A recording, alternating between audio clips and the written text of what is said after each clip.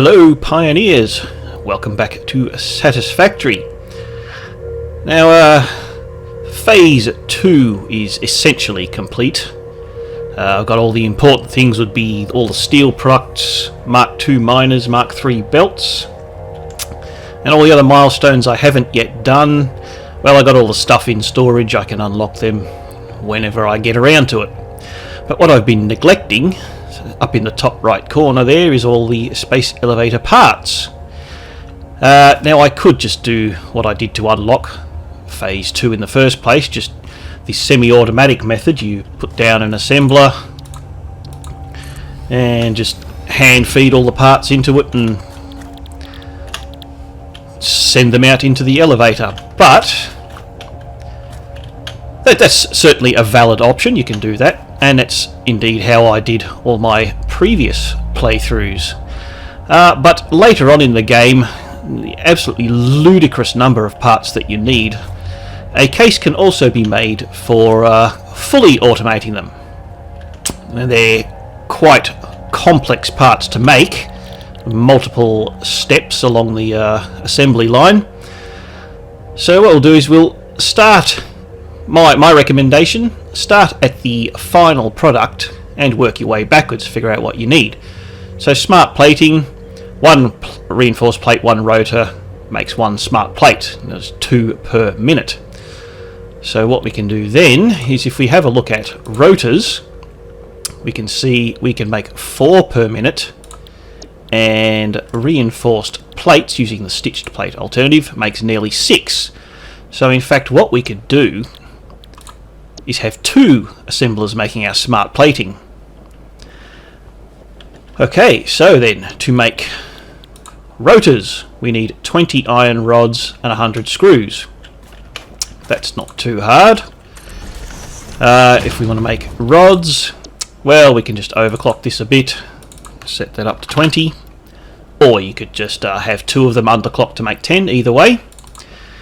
And as far as screws are concerned, using the cast screw recipe, at 100% clock, you go away, we make 50 in one constructor. So 2 constructors makes enough for our rotors. Then the other thing we need is our iron plates. So if we underclock this down to 4, you can see we need 13 1/3 iron plates. Well, that's easy enough because one thing makes 20, so we can underclock that. And 27 wire. So if we use the iron wire, and we could overclock that up to 27. It's fairly straightforward. And here's one I prepared earlier. If I can get up this hill. There we go. So we'll we'll start this going.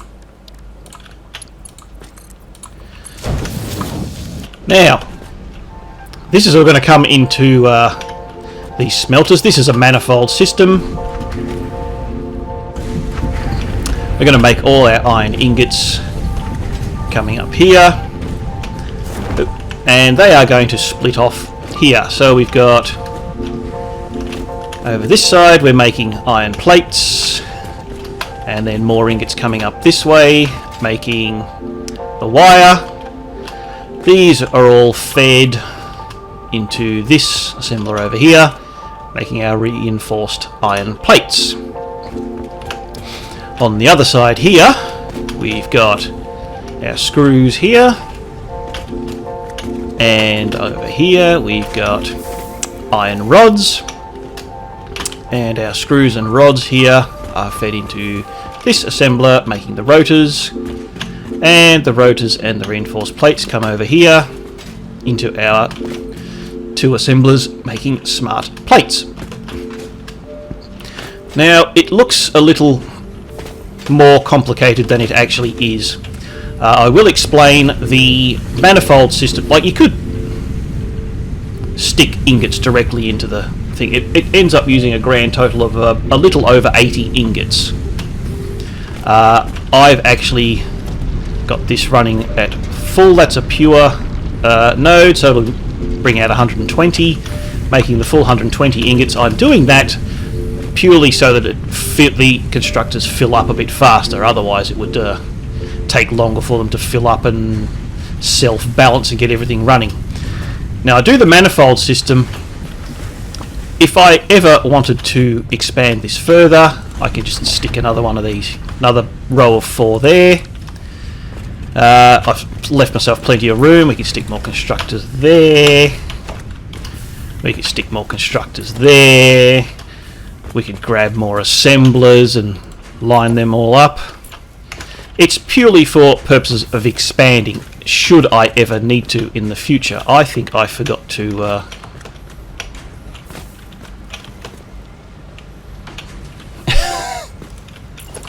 do that.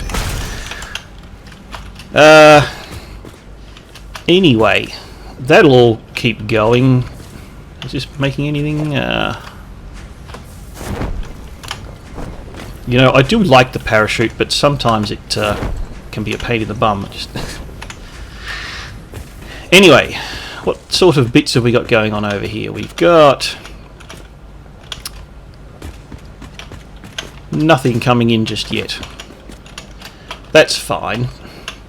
Just make sure I've actually done. Here comes some rotors.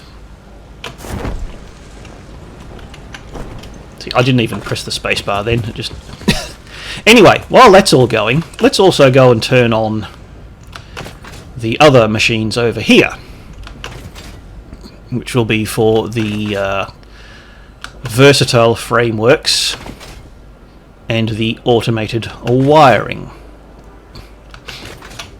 I'll grab that eventually, but for the moment we don't need to worry with that hog over there.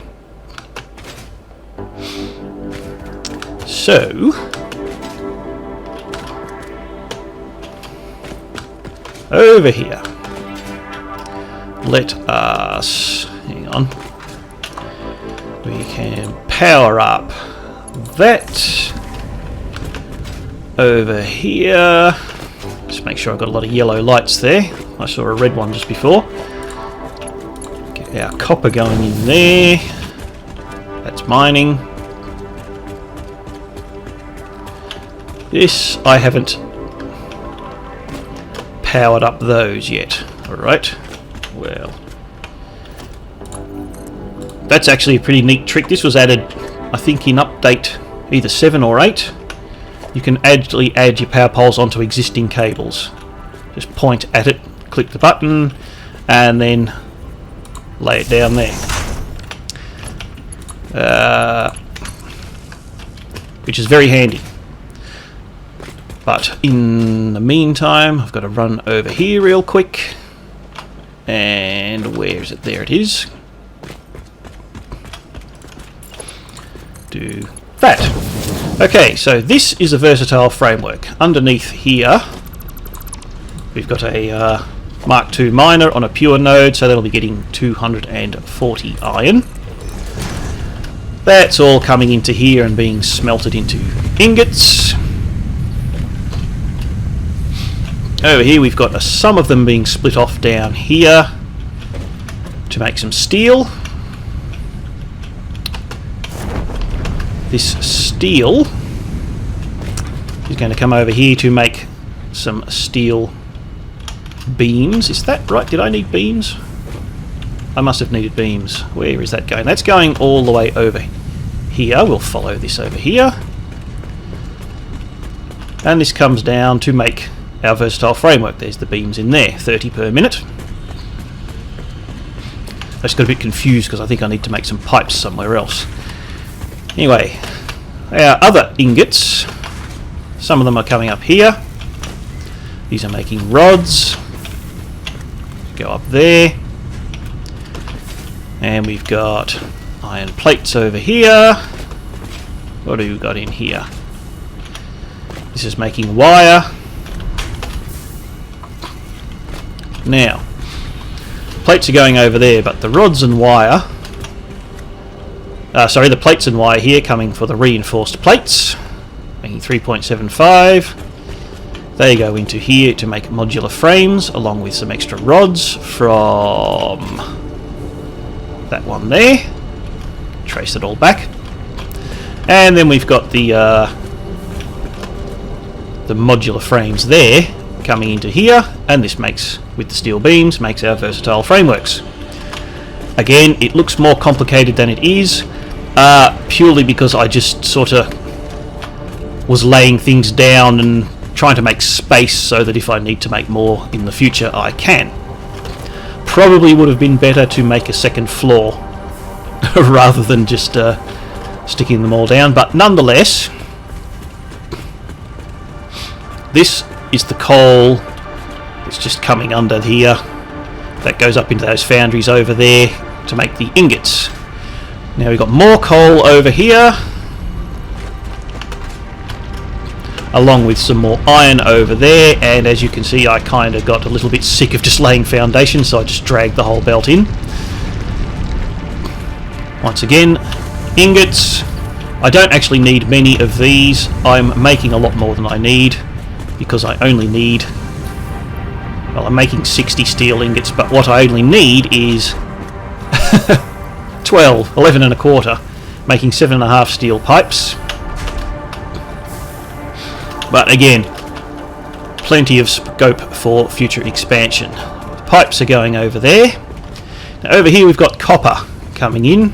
It's 120 copper coming in to make ingots. Now those are all being fed into there to make wire.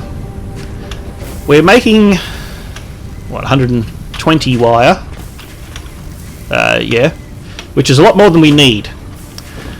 And that's being split up. Over here, actually 120 wire is exactly what we need. This is the clever part.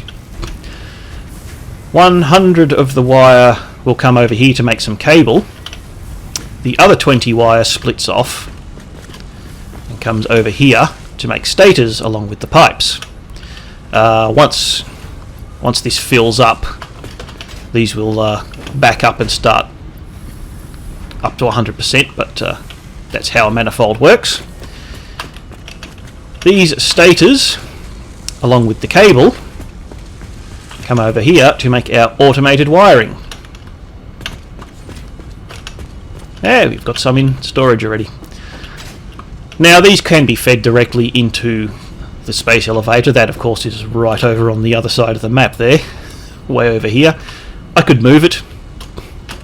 I might at some point, but probably at some point I'll end up moving all of this stuff anyway, because it will need to be, once they're all operating at full speed, these elevator parts actually get used to make higher tier elevator parts later on. So that's something I'll have to figure out later. In the meantime, how's this going?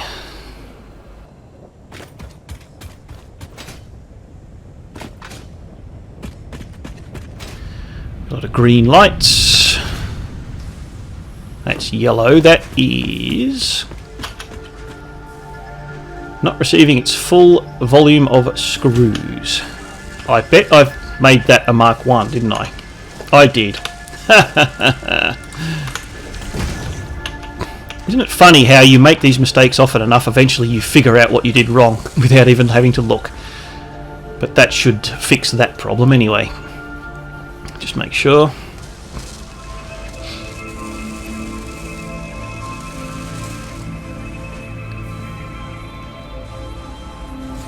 $15 per rotor. Yeah, now it's getting way more. Alright. So,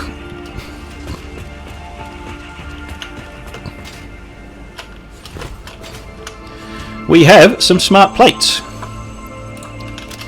That is excellent. So, smart plates are working. The automated wire was working. Let me just double check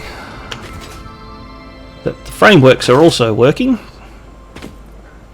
You know what? I think I'm going to just put a ramp up here somewhere.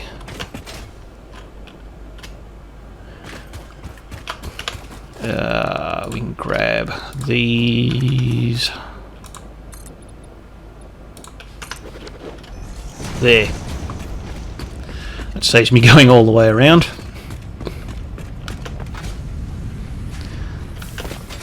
A lot of green lights around. That's what we like to see. These ones still haven't. Just got to wait for this to fill up. I could prime it. I've got plenty of wire. That means this will start backing up. And the excess wire comes into these. Go away. And where did I store these things? Over there. Yep, we're getting all our bits. That is very good. Now it's going to take a bit of time. 5 per minute, that's 100 minutes. You know, that's an hour and 40 for them. Not a problem at this stage, but that is why I left all the space for increasing the production. Because eventually you need a lot. Anyway, that's all going nicely. How's our power? Still got oodles of power. Maximum of less than 950 out of our total coal generator plants. Using 1350, so I've got heaps. Well, there you go. I'm quite pleased with how that turned out. Everything's all running ready to go. I can also feed the excess into awesome sinks. They make a reasonable amount of tickets. But that is going to do for now. So I'd just like to say thank you very much for watching. And I will talk to you again in the next one.